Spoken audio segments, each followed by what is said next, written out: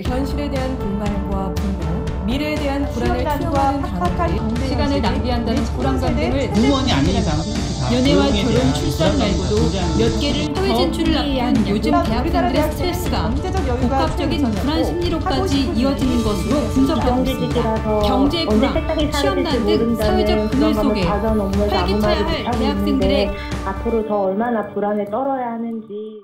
요즘 서점가에서는 시집이 인기입니다. 특히 윤동주, 김소월, 백석 시인의 초판본 시집을 옛 모습 그대로 되살린 책에 젊은 층이 열광하고 있는데요. 이유가 뭘까요? 이달의 베스트셀러 도서 10위 안에는 윤동주의 하늘과 바람과 별과 시가 올랐습니다. 특히 윤동주 시인 타계 71주년을 맞이한 이번 달에는 이렇게 윤동주 시인 코너도 따로 마련이 됐는데요. 이 유고 시집 초판본은 2달 새 무려 5만 부가 넘게 팔렸습니다. 하늘과 바람과 별과 시를 산 독자는 절반가량이 20, 30대입니다. 잃어버렸습니다. 무얼 어디다 잃었는지 몰라 두 손이 주머니를 더듬어 길에 나아갑니다. 윤동주의 시 길의 첫 구절입니다. 각박한 현실 속 우리들은 때때로 불안과 허무에 휩싸입니다. 마치 무언가 잃어버린 것만 같은데 그게 무엇인진 모릅니다. 그런데 무언가를 잃어버렸던 시인 윤동주는 그게 무엇인지 알고 있을까요? 또 그것을 찾았을까요? 어쩌면 우리는 시를 통해 잃어버린 것을 찾을 수 있을지 모릅니다.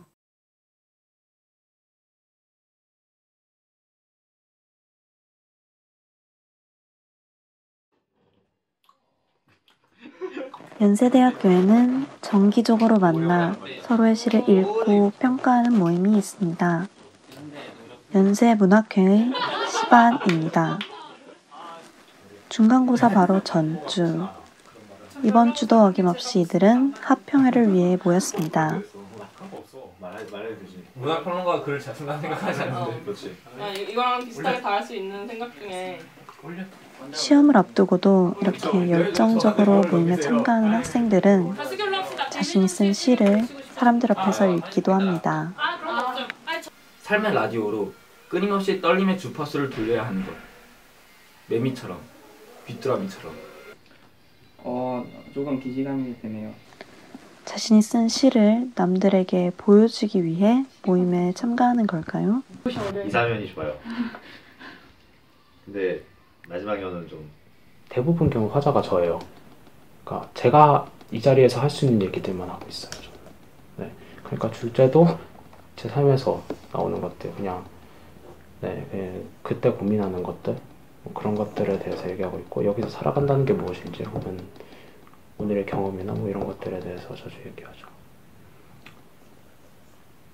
다른 사람이 봐주면 좋죠.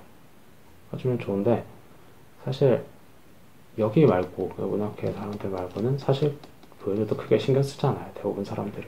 그리고 사실 안 봐줘도 상관은 없고 보면 더 좋은데, 나눌 수 있으면.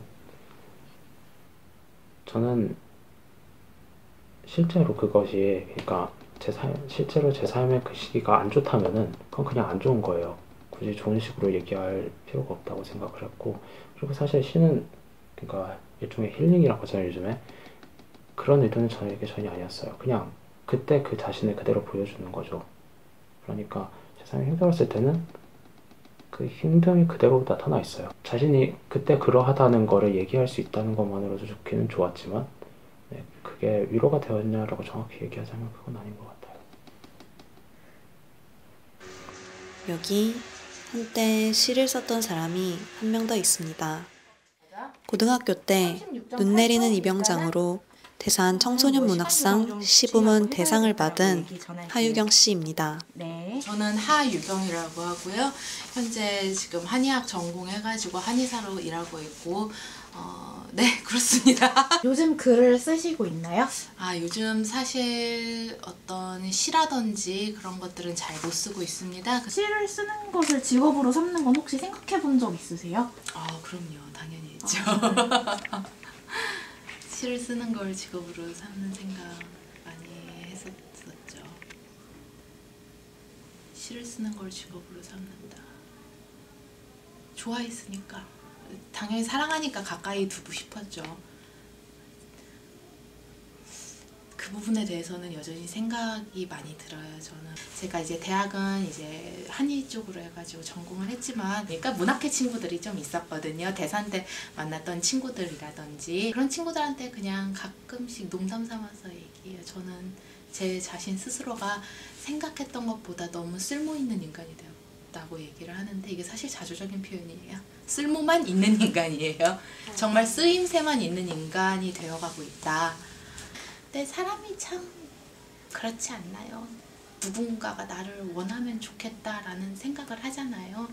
근데 그게 참 거부당하는 일이 많은 것 같아요. 사회라든지 취직뿐만이 아니라 나를 원하지 않는 세상? 이런 거에 대한 어떤 깊은 우울과 불안이 있지 않을까라는 생각은 하는 것 같아요. 시를 쓸 때 약간 외로울 때 시 쓴다 하시는데 네. 그것도 약간 그런 불안? 그런 것도 당연히 있죠. 그런 불안감 같은 것도 있는 것 같아요. 사실 시라는 걸 처음 썼을 때는 그냥 아무한테나 얘기를 좀 하고 싶었던 것 같아요. 내가 이런 상태인데 너도 그러니? 라든지 아니면은 나는 그냥 이런 상태다라는 거를 하고 싶었고, 내가 가지고 있는 감정 자체에 대해서 부정적인 생각을 조금 많이 했기 때문에 어떤 꼭 부정적인 형태로 받아들이고 싶지 않았어요. 그래서 만약에 솜씨가 있다라면은 이러한 어떤 감정이라든지 그런 것들에 대해서 조금 더 잘 표현할 수 있으면 좋겠다. 그리고 표현하는 과정에서 이것들이 긍정성을 획득하는 과정을 좀 스스로 겪어보고 싶다. 그러면서 좀 쓰지 않았을까 추측해요. 쓸모 있는 사람이 되기 위해 노력하지만 때론 허상을 쫓는 것처럼 느껴집니다. 그건 어쩌면 사회에서 말하는 쓸모라는 것이 남에 의해 결정되기 때문인지 모릅니다. 쓸모라는 것은 나 스스로에 의해 결정될 수는 없는 걸까요? 평소에 시를 읽으시나요? 자주는 못 읽고 가끔씩? 네, 시를 자주 읽는 편이에요. 네, 가끔 읽습니다. 말로 표현이 안 되는 그런 기분을 시인들이 그 엄청 예쁜 언어들로 표현을 해주셔서 뭔가 제 내면이 좀 더 충족되는 느낌이 들고 뭔가 심금을 울리는 듯한 느낌이 있어서 좋아요. 뭔가 계속 그 기분을 좀 가지고 있는 것 같아요. 그런 어떤 시에서 전해진 따뜻한 기분을? 어떤 감정을 느낄 수 있게 해주는 것? 그러니까 내 마음속에 아주 티끌만큼 숨어있던 그런 거를 크게 만들어서 느낄 수 있게 해주는 것?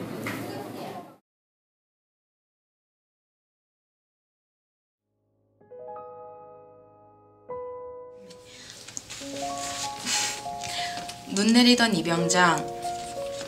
오빠가 머리를 깎았다. 짧게 잘라버린 머리카락이 아쉬운지 뒤통수를 손으로 쓸어내려 보더라. 잘난 척하던 모습은 43번 국도 위에서 어디론가 다 사라지고 있다.